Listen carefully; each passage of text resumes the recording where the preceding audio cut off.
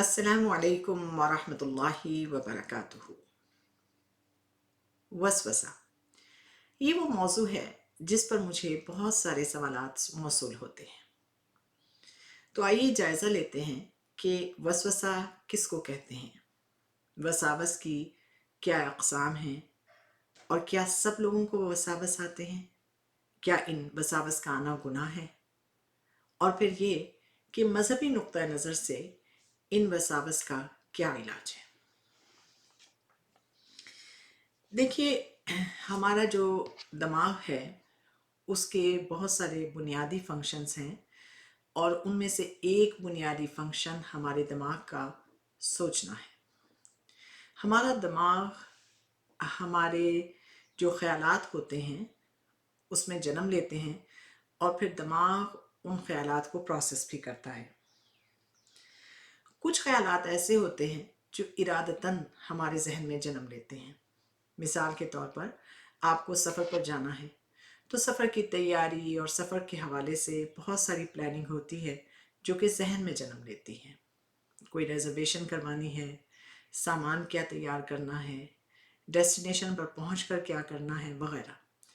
ये ख्यालात इरादतन हैं, लेकिन इसके अलावा बहुत सारे ख्यालात ऐसे हैं जो सेल्फ जनरेटेड हैं कि हमने इरादा नहीं किया लेकिन वो हमारे जहन में जन्म लेते हैं।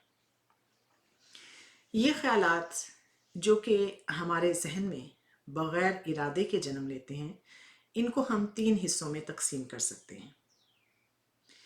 एक तो ये कि हमारे अपने कुछ ऐसे एक्सपीरियंसेस होंगे, हमारे यानी तजुर्बात, और कुछ हमारे पेश आने वाले वाक़यात, या हमारे जहन पर कुछ चीज़ें ऐसी तारी होंगी कि जो ख़यालात ख़ुद ब खुद हमारे जहन में जन्म लेते हैं। और ये, जैसे कि मैंने अर्ज़ किया, ये इरादे के साथ नहीं है, लेकिन ये हमारे अपने जो एक्सपीरियंसेस हैं या कुछ चीज़ें जो होने जा रही हैं उस हवाले से हैं। उसके बाद कुछ ऐसे ख़यालात होते हैं जो अल्लाह ताला की तरफ से हमारे जहन में आते हैं, इनको इल्हाम कहते हैं और इनमें खैर ही खैर है। अल्लाह ताला की तरफ से ये आते हैं, फरिश्ते हैं इनको हमारे जहन में डालते हैं, और जैसे कि मैंने अर्ज़ किया कि ये इल्हाम है। उसके बाद ख़यालात की जो कि गैर इरादी तौर पर हमारे जहन में जन्म लेते हैं, एक तीसरी किस्म है कि जो शैतान की तरफ से है। ये वो ख़यालात हैं कि जिनको वसवसा कहते हैं। इनमें शर ही शर है। अगर बज़ाहिर इसमें खैर का पहलू भी नज़र आए तो भी हकीकत में ये शर ही होता है। शैतान की तरफ से जहन में डाले गए इन ख़यालात को वसवसा कहते हैं। ये वसावस बहुत सारी किस्म के हैं। इनमें से कुछ किस्में ऐसी हैं कि जो मैं आपके सामने रखती हूँ, और जब भी मैंने इन वसावस का बयान किया है, हकीकत में सब लोग इससे रिलेट कर सकते हैं। अल्लाह रब्बुल इज़्ज़त की ज़ात और सिफ़ात के हवाले से और दीन के बुनियादी अक़ायद के हवाले से जहन में जो शुबहात और ख़यालात पैदा होते हैं, ये वसावस हैं।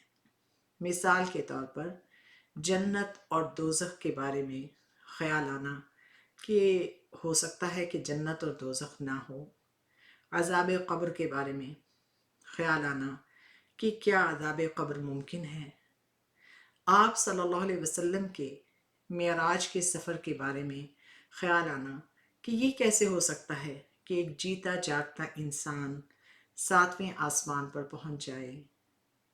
तो दीन के हवाले से जो शुबहात पैदा होते हैं, ये शैतान की तरफ से पैदा किए गए ख़यालात हैं और ये वसवसे की एक किस्म है। कोई इबादत की, मसलन नमाज पढ़ी या रोज़ा रखा या सदका खैरात किया, और फिर ख़ुद अपनी ही नीयत पर शक करना शुरू कर दिया कि ये नमाज रिया के तौर पे पढ़ी है या रोज़ा रखा तो है لیکن یہ روزہ قبول نہیں ہوگا، یا حج کیا ہے تو اپنے حج سے مطمئن نہیں ہیں، تو اپنی ہی عبادات پر، ان کی قبولیت پر اور اپنی نیت کے حوالے سے خام خواہ ایک شک شروع کر دینا، یہ بھی ایک وسوسہ ہے جو شیطان کی طرف سے ہے۔ ذہنی انتشار کا شکار رہنا، ذہن میں غیر ضروری خیالات کی بھرمار، ذہن کا الجھنوں کا شکار رہنا، یہ بھی وسوسہ ہے۔ اور جیسا کہ میں نے عرض کیا، وساوس ہوتے ہی شیطان کی طرف سے ہیں۔ کسی انجانے غیر حقیقی خوف کا شکار رہنا، مثلا فلاں شخص گھر سے نکلا ہے، اس کو کوئی حادثہ پیش نہ آ جائے، فلاں واقعہ نہ ہو جائے، یہ غیر حقیقی خوف ہوتے ہیں۔ ان سب کا تعلق مستقبل سے ہوتا ہے۔ تکرار کی بیماری، وضو کیا ہے، پتہ نہیں ہاتھ دھوئے تھے کہ نہیں، پتہ نہیں مسح کیا تھا کہ نہیں، اور صحیح ہوا ہے کہ نہیں، تو کیا ہے، اب تکرار ہو رہی ہے، بار بار وہی کام کیا جا رہا ہے۔ نیک اعمال میں توجہ اور دلچسپی ختم ہو جانا، یعنی کر تو رہے ہیں لیکن بہت روبوٹک انداز میں، توجہ کے ساتھ، دلچسپی اور فوکس کے ساتھ نہیں، نماز بس پڑھی جا رہی ہے، ادا نہیں کی جا رہی۔ ماضی کے بارے میں پچھتاووں کا شکار رہنا، چاہے یہ ان چیزوں کے حوالے سے ہو جو غلطیاں ہو چکی ہیں، یا وہ چیزیں ہوں کہ ایسا کیوں نہیں کیا۔ تو ماضی کے حوالے سے جو پچھتاوے ہوتے ہیں، یہ بھی وساوس ہیں، اور انسان ان میں بھی گرفتار رہتا ہے، کیونکہ یہ شیطان چاہتا ہے کہ انسان انہی الجھنوں میں پھنسا رہے۔ لوگوں کے بارے میں بدگمانی کرنا، ان کی نیت پر شک کرنا، سوچتے چلے جانا، فلاں نے ایسا کیا تو ایسا کیوں نہیں کیا، کوئی نہ کوئی نیت پر شک اور بدگمانی کا شکار رہنا۔ عبادات میں خلل، بار بار دھیان کا بٹنا، قرآن پاک پڑھ رہے ہیں لیکن ذہن کسی اور طرف جا رہا ہے، اس کو پھر موڑ کر لاتے ہیں، پھر کسی اور طرف جا رہا ہے، تو عبادات میں فوکس نہیں ہے۔ عبادات شروع کرتے ہیں پھر خلل، شروع کرتے ہیں پھر خلل۔ یہ وہ 10 اقسام ہیں کہ اور بھی ہو سکتی ہیں، لیکن یہ وہ 10 اقسام ہیں کہ جو کہ وساوس ہیں، کہ جو انسان ایکسپیرینسز کرتے ہیں، اور جیسا کہ میں نے عرض کیا، یہ انسان کے اپنے قابو میں نہیں ہیں، یہ سیلف جنریٹڈ تھاٹس ہیں، شیطان کی طرف سے ہیں، اور ان میں کوئی بھی خیر نہیں ہے۔